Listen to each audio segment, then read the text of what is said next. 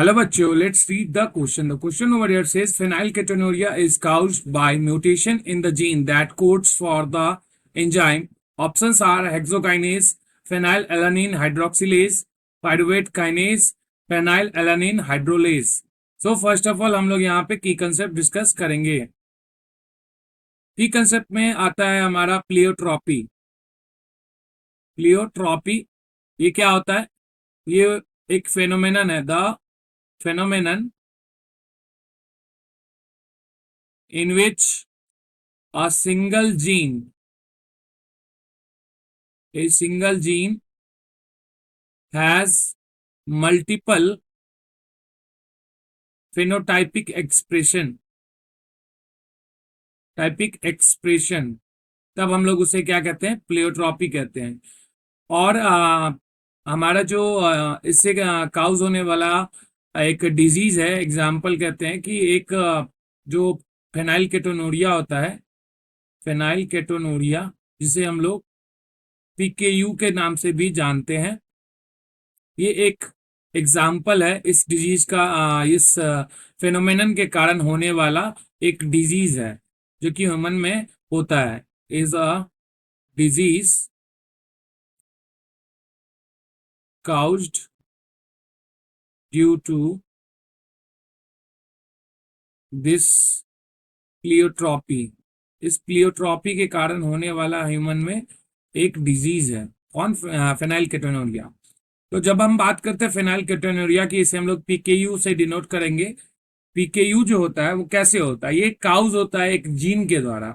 ठीक है, is caused due to a gene mutation. एक जीन म्यूटेशन के कारण होता है इन द, और वो जीन कौन सा होता है ये भी हमें ध्यान में रखना होगा कि mutation that codes for enzyme. एक इंजाइम के कारण आपको कोड करता है, उसका नाम है हमारा फेनाइलएलानिन हाइड्रोक्सिलेज. और होता क्या है कि ये जो एंजाइम होता है ना, दिस एंजाइम कन्वर्ट्स. ये क्या करता है? Converts the amino acid. जो एमिनो एसिड होता है ह्यूमन के बॉडी में, उसे कन्वर्ट करता है इनटू टाइरोसिन में. और जिसके कारण क्या होता है कि इससे अगर ये जो एंजाइम हमारा अगर इनसफिशियंट होता है या फंक्शनिंग नहीं करता, या फिर जीन में जो म्यूटेशन होता है जिसके कारण से क्या होता है कि बहुत सारा जो हमारा एमिनो एसिड है वो एक्यूमुलेट कर जाता है बॉडी में, और फिर जो है हमारा पीकेयू को काउज करने का कारण बनता है. तो यहाँ पे आप लोग देख सकते हैं ऑप्शंस में हमारे पास ऑप्शन नंबर बी जो है वो हमें करेक्ट आंसर दिया गया है. ये हमारा करेक्ट आंसर हो जाता है. बाकी ऑप्शन की बात करें तो हमारा जो हेक्सोकाइनेज होता है उसके बारे में भी देखेंगे अलग अलग से.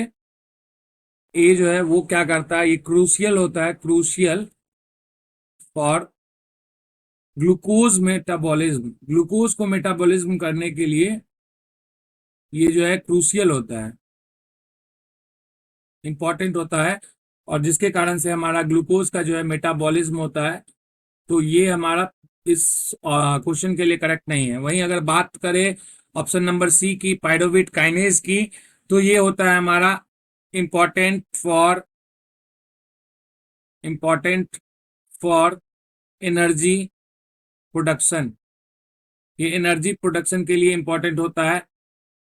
वहीं जो हमारा ऑप्शन नंबर लास्ट है हाइड्रोलेस, ये जो है ये किसी भी प्रकार का कोई एंजाइम नहीं होता, लेकिन ये ऑप्शन हमें यहाँ पे जो है कंफ्यूज करने के लिए दिया गया है, और ये कह सकते हैं मिसलीडिंग ऑप्शन है. ऐसे प्रकार का कोई भी एंजाइम नहीं होता इस नाम का. ये बस हमें जो हमारा करेक्ट आंसर है उससे हमें डाइवर्ट करने के लिए दिया जाता है ऑप्शन में, क्वेश्चन को थोड़ा सा चेंज करने के लिए, टर्न करने के लिए. लेकिन आप लोगों को ध्यान में रखना होगा कि ऑप्शन जो है हमारा फेनाइलएलानिन हाइड्रोक्सिलेज जो है वो हमारा परफेक्ट और करेक्ट आंसर हो जाता है इस क्वेश्चन के लिए. तो आशा करते हैं आप लोग इस क्वेश्चन को अच्छे तरीके से समझ गए हैं. All the best. Thank you.